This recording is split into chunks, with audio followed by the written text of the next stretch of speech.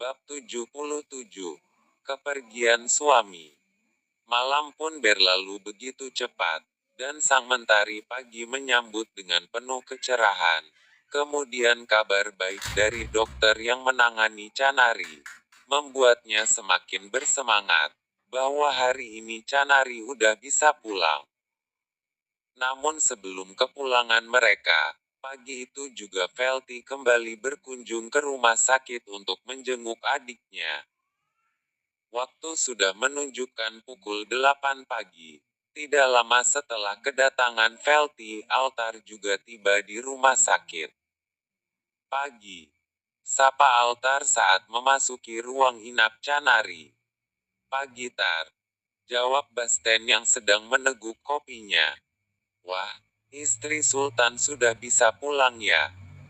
Goda Altar saat melihat Canari yang barusan mengganti baju pasiennya. Kira-kira begitulah Pak.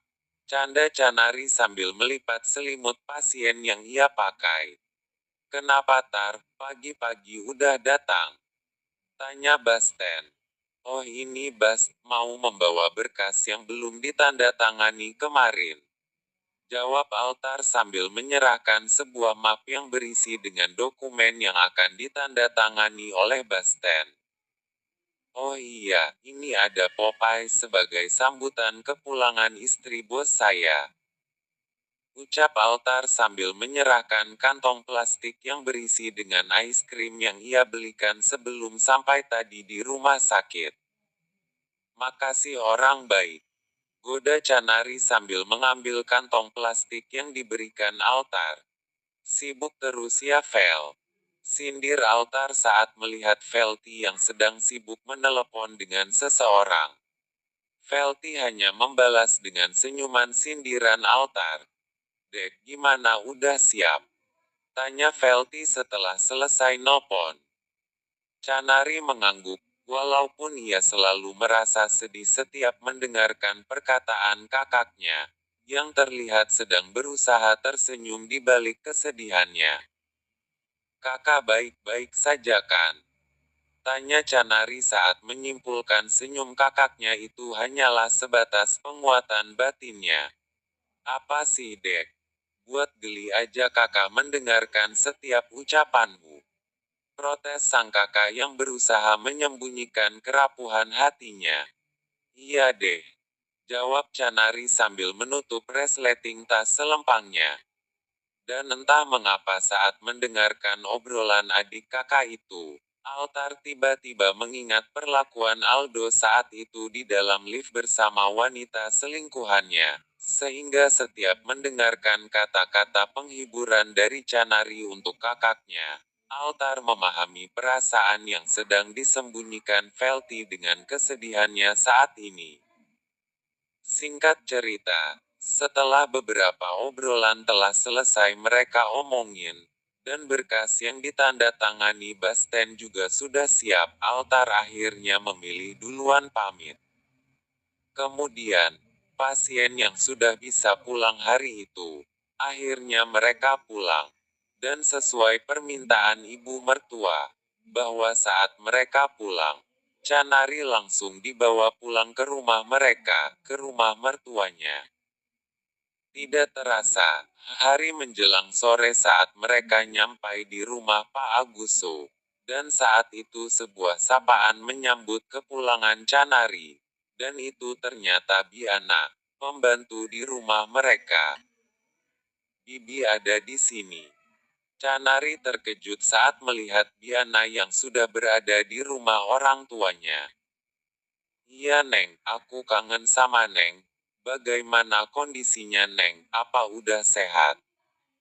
Tanya Biana sambil memeluk tubuh mungil Canari. Canari pun membalas dengan senang pelukan pembantu mereka tersebut. Walaupun Biana hanya seorang pembantu, tapi Canari selalu bersikap baik terhadap mereka. Kurang lebih 30 menit setelah mereka sampai, Canari kedatangan tamu yang membuat kembali ramai kediaman Pak Aguso. Dan kali ini yang datang ialah timnya dulu saat masih ngecover lagu di kafe.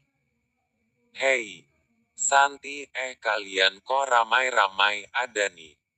Tanya Canari saat melihat kedatangan timnya, dan tidak lupa juga Bul ada di situ. Gimana keadaanmu Chan? Tanya Santi sambil memeluk Canari. Baik. Kok ramai-ramai sih, ini ada apa dulu? Tanya Canari lagi yang belum tahu maksud tujuan kedatangan timnya itu. Ya elah kan lu barusan mengalami musibah, kita akan nengokin lu. Jawab Santi yang masih memegang kedua lengan Canari. Wis. Terus cuma ditengokin aja. Canda Canari karena dari tadi gak ada sesuatu yang diserahkan sebagai oleh-oleh dari mereka. Ada dong, ini nih, buah-buahan dan jajan kesukaan kamu. Ucap Bul sambil menyerahkan kantong plastik yang berisi dengan buah-buahan dan beberapa jajanan lainnya. Waduh, makasih Bul. Canari mengambil kantong plastik di tangan Bul sambil tersenyum. Makanya, benerin dulu akhlak lu Chan. Biar yang maha kuasa percaya untuk menitipkan ponakan kita lagi. Goda Santi pada sahabatnya itu. Apa-apa sih? Jawab Canari sambil memukul punggung Santi. Bul, apa gak ngasih gua juga surprise gitu?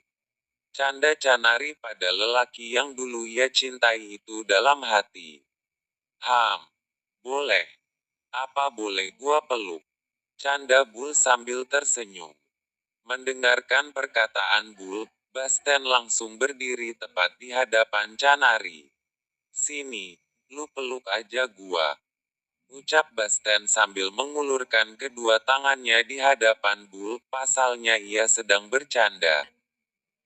Hari itu mereka habiskan waktunya untuk bercanda di kediaman Pak Aguso. Pasalnya kehadiran sahabat-sahabatnya itu untuk menghibur hati Canari yang sedang kehilangan. 2 hari kemudian, Canari masih nginep di kediaman orang tuanya.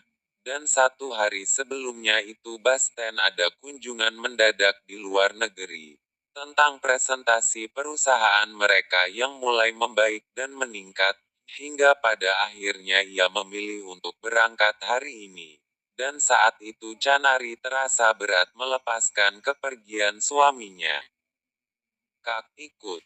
Keluh Canari dalam pelukan suaminya. Bu, aku ikut ya. Lama loh Kak Basten di sana. Sambil menatap ibunya. Kondisi kamu belum sehat. Lagi pula ngapain juga ikut. Palingan kalau ikut, kerajaan kalian hanya mengacaukan kamar. Sentak sang ibu. Apa sih mam? Lagian kan aku udah sehat. Protes Canari sambil mengerutkan keningnya. Apa lupa dengan pesan dokter kemarin? Harus puasa dulu kalian beberapa bulan. Perkataan sang ibu membuat Canari tidak bisa lagi membantah. Akhirnya Canari hanya menundukkan kepalanya, sambil menyentak-nyentakan kakinya. Udah, benar kok kata ibu. Pasti akan ada waktunya nanti kalau kamu udah sehat total. Basten menghibur hati istrinya yang sedang memancarkan wajah cemberut. Jelas banget kekecewaan Canari saat itu. Bahkan perkataan suaminya tidak ia tanggapi. Yang ada hanya mengangguk saja. Akhirnya, Basten kembali memeluk tubuh istrinya yang kehilangan semangatnya itu dan pamit. Canari melambaikan tangan seraya menghantar kepergian suaminya. Namun sebelum kepergian Basten menuju bandara, ia menyempatkan diri untuk menemui ayah mertuanya yang sedang berada di salah satu restoran. Lanjut ke bab berikutnya.